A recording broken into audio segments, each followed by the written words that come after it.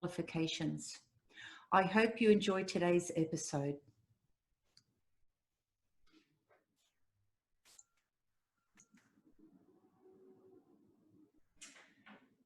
Okay, Tony, thank you so much for joining us today. I really appreciate that you've got the time so that we can create this wonderful episode for our listeners. My pleasure. Thank you. I'm looking forward to it. So, Tony, we're going to work on a topic that you've got a lot of strength in and a lot of knowledge, which means you've got a lot of power and you do a really, really great job. You've got a great reputation. So we're going to discuss communication techniques for couples. Now, it doesn't take an expert to know that this is a really important topic for absolutely everybody, even if they're not in a crisis. Do you agree? Oh, definitely.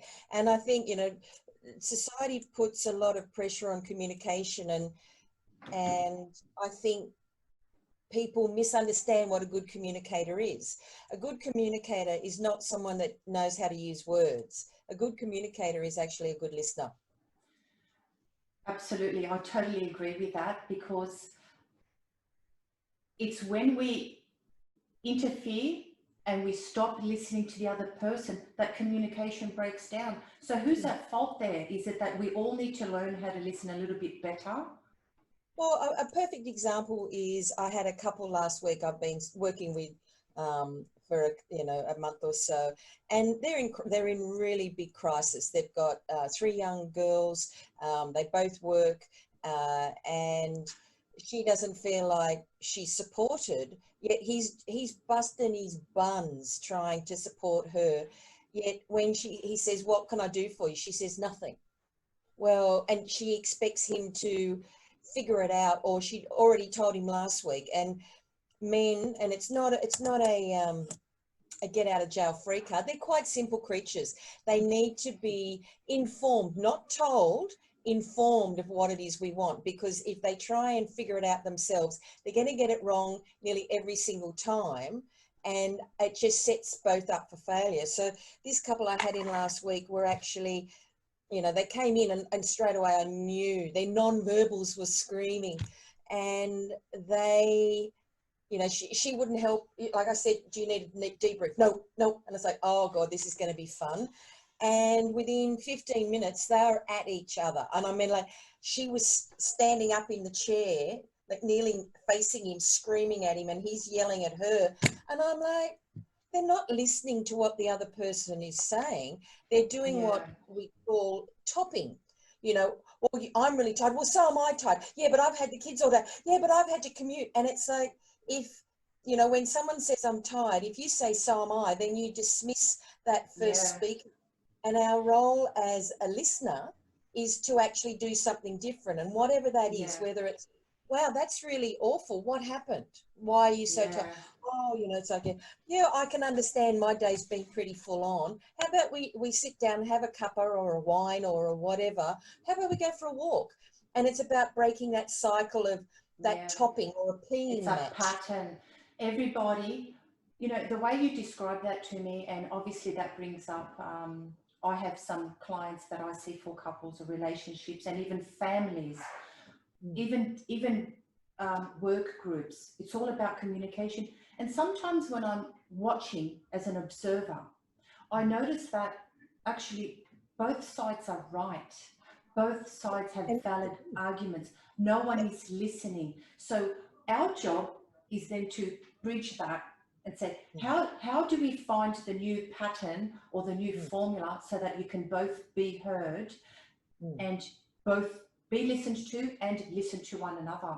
How do you teach that? What do you do? Several ways. First of all, we can do things like, it's quite a, I don't know, it's quite a woo-woo thing to do. And it's called a talking stick, and it can be, I wouldn't suggest a pair of scissors, but something like I've got a penguin here. So it can be like a squeeze thing. It can be a pen. It can be whoever has some kind of cue. Whoever has that has the floor.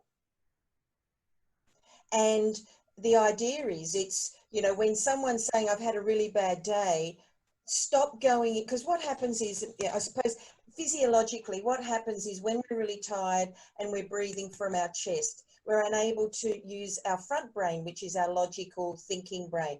We get drawn back to that crocodile brain, the flight, fight, freeze. And in that flight, fight, freeze part of the brain, we don't form new memories.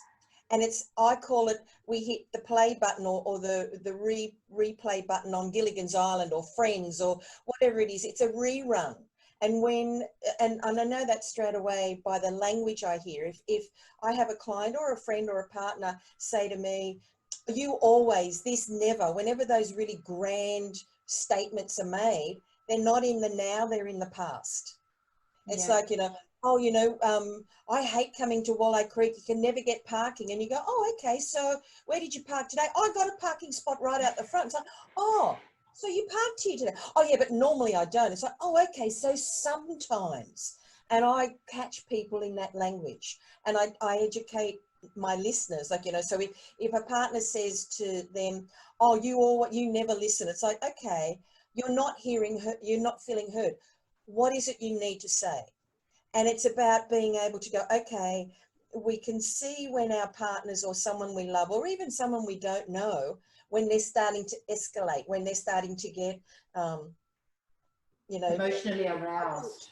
Yeah, they're elevating. So we can go, okay, I can continue to just not listen, or I can go, okay, I can see something's wrong. If I don't stay in front brain and I let my, you know, myself be dragged back into that cave of anxiety and flight, fight, freeze, then I'm just going to participate in this. Yeah, if I can bring up I'll bring up one point, only that you're triggering my brainstorming here, and I really like that. We work well together. We've known each other for so many years. I'm good at that. Yes, you are. Now, yeah, I get it. We've got the front logical brain and the emotional, let's call it the emotional side back there. I know that when we're highly aroused with emotion, we can't think clear. So if ever we're in a state of heightened anxiety or extreme fear or some kind of overwhelm, we can't make logical decisions at that moment. I've experienced that myself, where I've turned to my friend and said, oh, I can't think straight. I'm really upset about something. So can you make that decision for me? And so you just brought up about when someone's feeling really aroused emotionally, it really does interfere with their rational brain and they can't speak logically and calmly. So obviously it's really important that couples recognize that, okay, you're extremely emotional right now. I'm not going to neglect you, but this might not be the right time. Yeah. One way I've noticed this works really well, and I know they're not couples, but let's say relationships, kids. I learned it through my training, and I'm not talking about little kids, teenagers.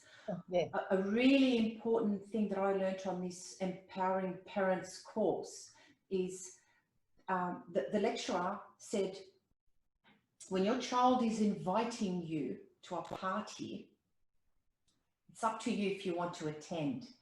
In other words, if your child is inviting you to an argument, you have a choice. You don't need to attend it. Now, let's take that learning to couples. If one is really emotionally aroused and they're not going to be logical, they might be looking for a fight and inviting their partner to that party. That partner doesn't need to attend, right? And I think what needs to be done, even one step back, is that relationship with self, that self narrative that we have of, you know, we have a belief structure, or we think, no, I don't want to go out on Saturday night, yet our partner comes home or the kids want to go somewhere and we acquiesce. We go, oh, okay. And then we get annoyed with ourselves, yet we take it out on our partner. You know, I've got a strong belief about when someone says to me, oh, I'm fine. You know, if they go, oh, yeah, I'm fine. You look at the non-verbals, I'm fine. It's like, okay, well, if you put that fine into a dot point, it means effed up, insecure, neurotic, and emotional. So when someone, you know, in a couple situation, if I teach my clients, if the partner says, I'm fine, it's like, because you know, you've got to be able to say fine. Sorry, fine is no longer part of the relationship vocabulary. And one step back from that, and I really want to make this point, and most people don't get this.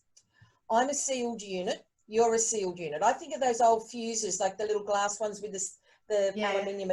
Yeah. I'm one of them. You're one of them. My office manager, who's just walked in, the cat, is one.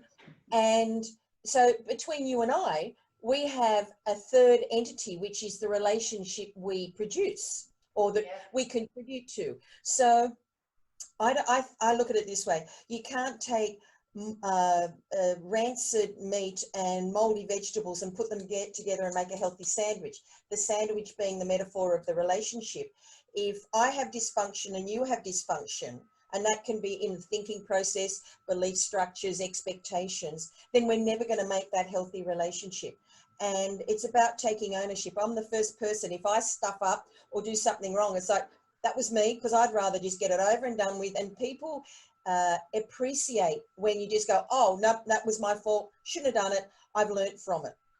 So it's about not blaming the other person for how you feel, because you were probably feeling that before the argument started. You, as you said, that you were sending out an invitation for a fight, and instead of saying, I'm in a crappy mood, I need to go and get, I call it, I'm just reaching over, I'm getting my anger management tool.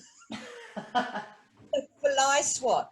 I'm going upstairs and I'm going to flog the mat in the office. Now leave me alone for half an hour. And I get rid of whatever it is that I may not be able to name. And then when I can put and recognize I've got an emotion, be able to name that emotional feeling, then I can come and have a conversation about it.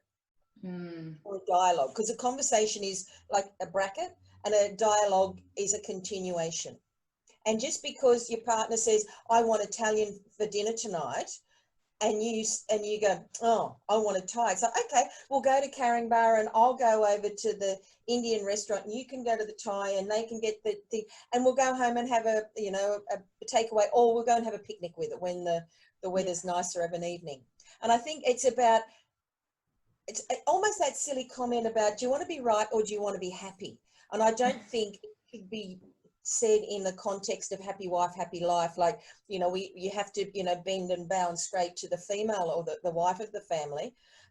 It's about, well, is it really, you know, is it something I'm going to worry about on my deathbed? In a week's time, is it going to worry me that I didn't convert the other person to my way of thinking? So there's another step backwards of, okay, when we argue, it's about making the other person change their belief structure to what we believe.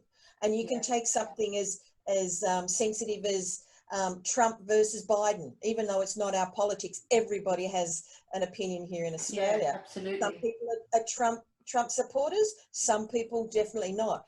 Now, if someone wants to argue with me for or against Trump's belief structure, that's okay. If they're trying to convert me, well, then that's where the problem is. Yeah. You know, one of the techniques I like to often start with when I have couples is to take less focus off the other person and more focus on yourself first. Because we don't get very far when it's always, oh, she, or he. Take that away, because you can't control she and he. And let's see what you can control on the inside of you. It's okay to feel emotional. It's okay to feel angry or whatever sad feelings you have. Happy, Exactly.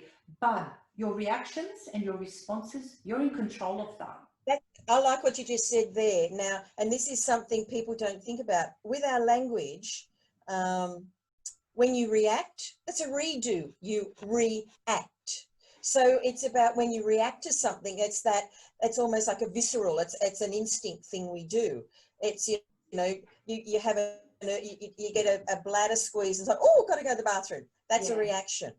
What we need to go do is a response of, oh, I need to go to the toilet sometime in the next half an hour. So it's about setting up our communication for success. And, you know, a lot of the time, when I'm going to generalize here, men are fixers, you know, their role in life, they're wired to fix things. Yeah. So, you know, if we as women come home and go, oh, that Karen and this and that, and they're doing it again, and they go, well, just don't listen to them. And it's like, stop telling me what to do, which is one of the big things that I hear a lot of. So there's three things. When my friends and my family know, tell me what they want from, you know, when they ring or when they're face to face. Do they want a debrief, which is a vent? And I imagine I'm holding a big black garbage bin and they're vomiting their debrief into it. My role is to go, oh, wow, you know, and then when they're finished, I put the lid on it and I put it out for the garbos to pick up. So that's the first one. The second one is opinion. So an opinion is, well, that sucks, or what are you going to do about it? It's an opening statement of, you know, well, that'd be really hard to take, because that's an opinion. Advice is the third thing. So it's a debrief, opinion, and an advice. And an advice isn't, you've got to do something, because when you say you or she, it's the pointing of the finger, and straight away, you know, it's like, oh, you've got to calm down. Don't tell me to calm down. So you take it back and go, okay, well, if I was in your situation, or when I've had that happen to me, and you'll find people are more, you're more invitational with your information opposed to confrontational when you have to sort this out. Yeah. So it's taking it back to basics and taking responsibility for how you feel. If you've had a crappy day, you say to your partner, I've had a crappy day. I need just 10 minutes of quiet. I'm just going to go and walk around the backyard, or the you know, walk down the street, whatever it is. Figure out what you need to have. A shower is a good one. Lock the bedroom door, go and have a shower, and imagine the stress running off. And then go, okay, what was it about? Figuring out what the emotion is, naming it, and what do you have to do about it? And if it's anger or frustration, the fly swat. If it's something to do with work, you know, schedule it. You go, okay, I'm at home now. I'm not answering the phone, you know, and this is where, you know, with working from home, it's very pollutive. You know, work metastasizes into our private life. So having a workspace, like this is my home office. When I finish, I close the door and I don't come back in here. And it's so much harder working from home with COVID and having a relationship in that same environment. Most definitely, I totally agree with you. There's some really important and valid points. And you also reminded me of another thing. I have found it, and I don't know if you experience the same pattern. When couples come into me for couples relationship counselling, do you find that you also realise that you end up doing one-on-one sessions with each one as well? No. And the reason I used to, but I've been going for 15 years now, and I find it's much more useful, unless someone's got to give some information that they want to learn how to discuss with their partner, and it's too volatile when they're in the room. When you've got the two people in the room, it's so much, I love couples work, because when you've got the two of them in the room, and all of a sudden, as you know, people are much more polite, other than my clients last week, are much more, and I'd hate to see what they fight like when they don't have a witness. However, they're a lot more polite, so the energy may be high, but the emotions are lower, because you know, they're paying me to sort of support them. So you can slow down the escalation of a problem. Having said that, I appreciate what you said, and I think that's great you work that way. I've found my work to be different. I've found couples come in because of relationship issues, and then we discover what where they need to work on themselves individually. And yes, whilst we give tasks, I might keep one, but now I've learned, because don't forget, when you're doing individual, you can't bring the individual session into the couple session. That's right. Because, as you know, I book a different session. I see couples by themselves. What I mean is the information that you learn in the individual session.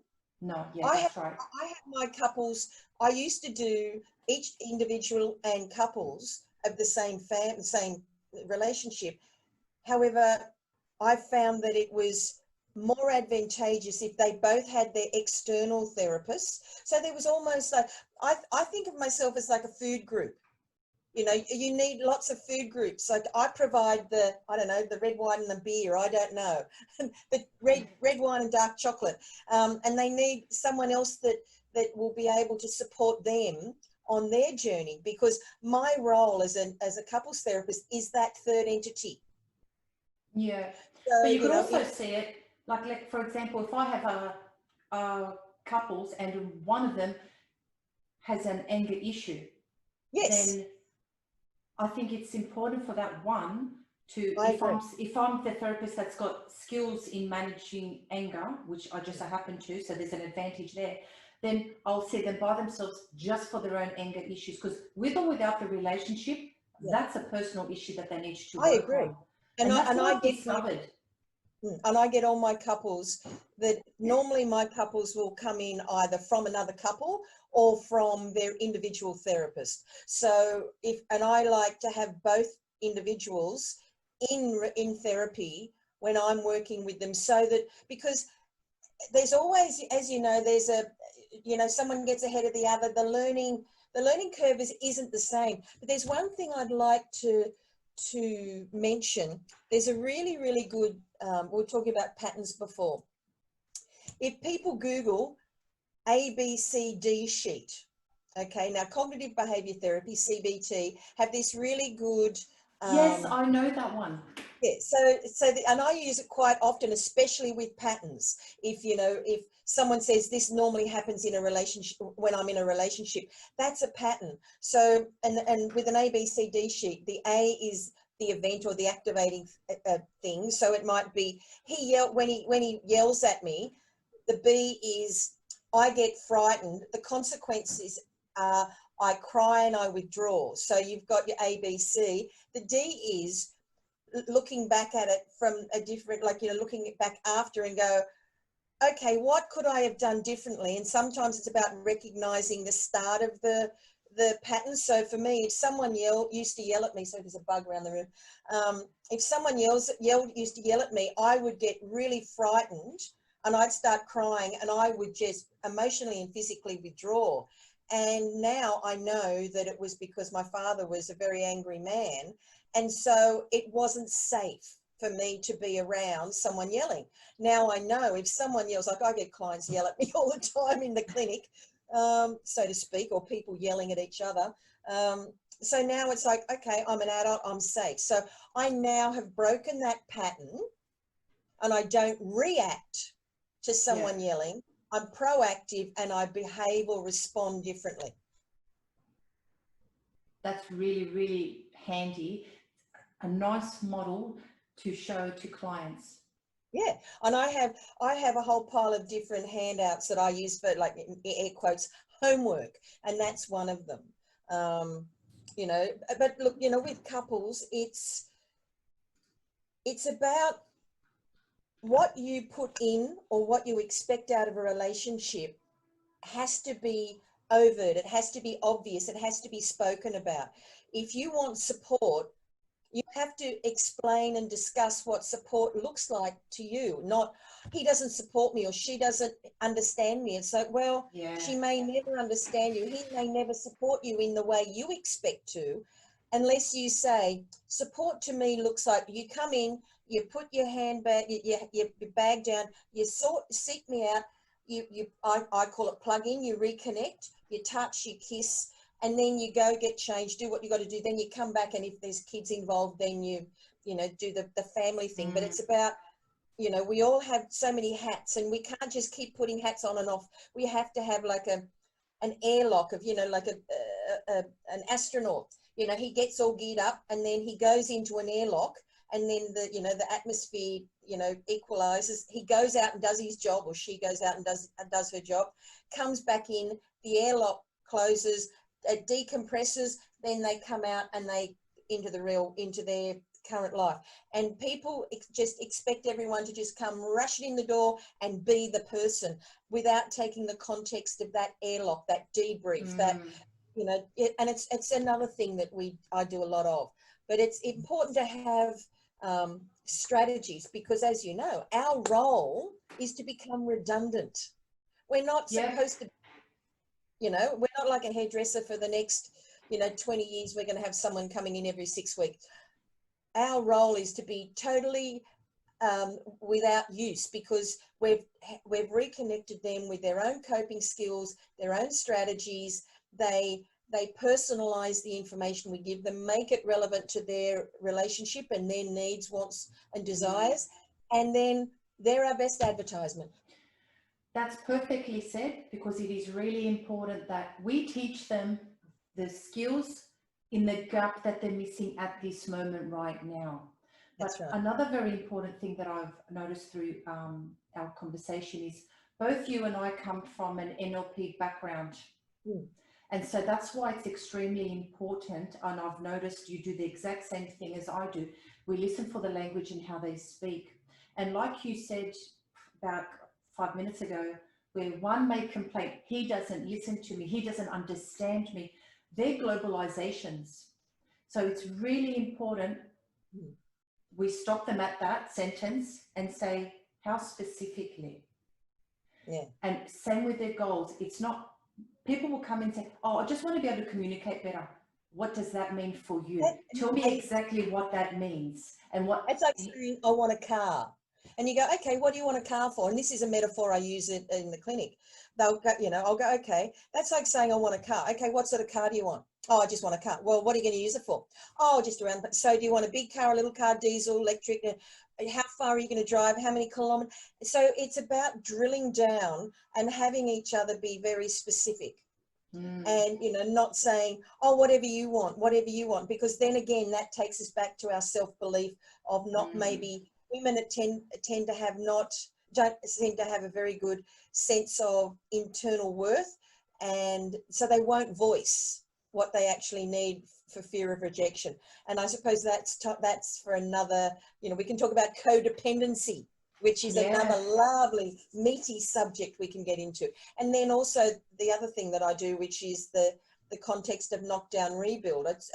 It's too late now to get into it this time. We'll do an episode on that next. Yeah, I think that would be nice, because I think it helps people to understand that staying in a relationship for the children, or I love them, are not valid reasons to stay in a relationship, because we're teaching our children what dysfunction is normal, and yelling and screaming and that sort of stuff, or withdrawing and silence and the sulking and that as normal. And because we are role modeled what a relationship looks like. We're not born to know what I don't think people realize that kids do adjust. They can adjust, and it does more harm to children to keep them in a dysfunctional relationship as role models than to take them out. And I say this confidently, I've been in the early childhood industry since 1997. When you're in sorry? When you're in nappies. Yeah. I was just born, right? Thanks for that. Just born, and I had all this knowledge, right?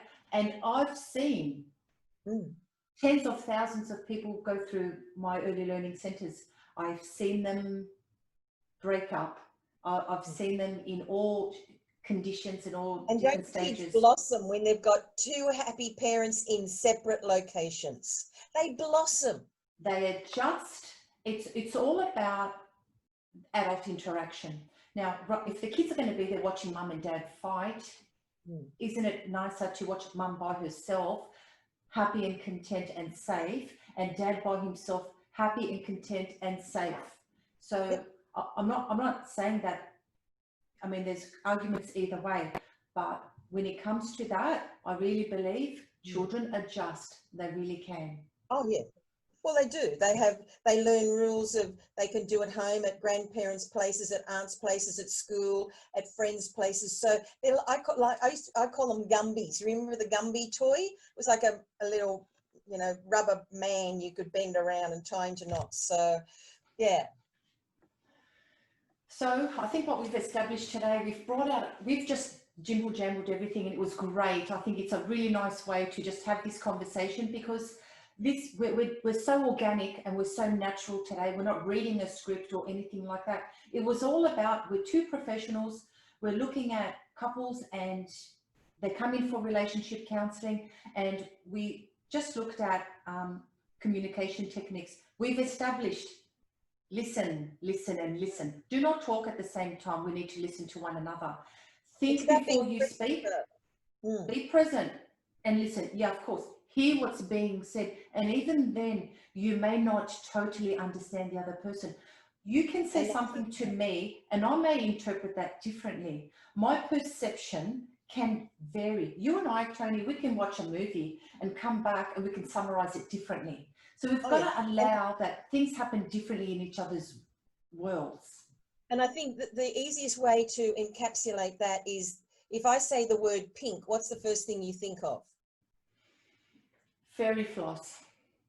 I think of the singer. Now, if one word can be interpreted so many, look, I thought of your thing where you've got, I had one husband one day say nipples. So, oh, nice.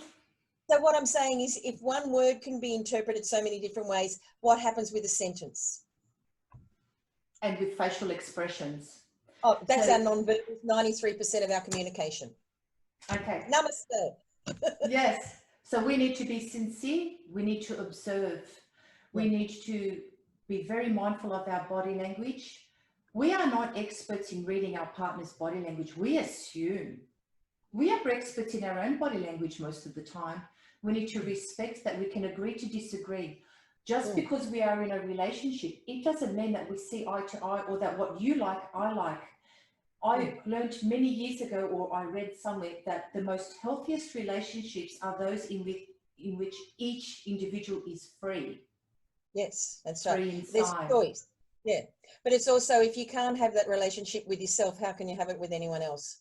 Absolutely. And self-love comes in nicely there. We need to love and respect ourselves. Now, I like to teach people, how do you speak to yourself? Because it's really important that you realize that you are the one person that was there from the day that you were born, and you'll be there till the day you die. So speak to yourself like you speak to your best friend. So, you know, that critical voice and the negative talk, I try as fast as I can to teach clients to get rid of that, even if it's a lifelong pattern. Start from now doing different kind of talking to yourself. That'll take you a long way, and that helps evolve new language when you speak to someone else. It's all about self-respect, self-love, self-compassion, empathy, all of those wonderful ingredients that you want to receive from somebody else. And I think if you take it back, you know, I teach the world how to treat me by the way I treat myself. If I don't treat myself with love and respect, why would anyone else? That is such a beautiful saying. A cousin of mine, he's a master, he's a black belt in Kung Fu. And he said to me once, oh, you teach people how you want to be treated. And let's be honest, if someone treats me a certain way, it's because I allow that. And if someone else doesn't treat me that way, it's because I haven't allowed that with another individual. So it's quite true. So that holds great value. I wrote a book not long ago. It's for kids and coping skills. And one thing I'll pull out of that to bring that into this session is it's about siblings and rivalry.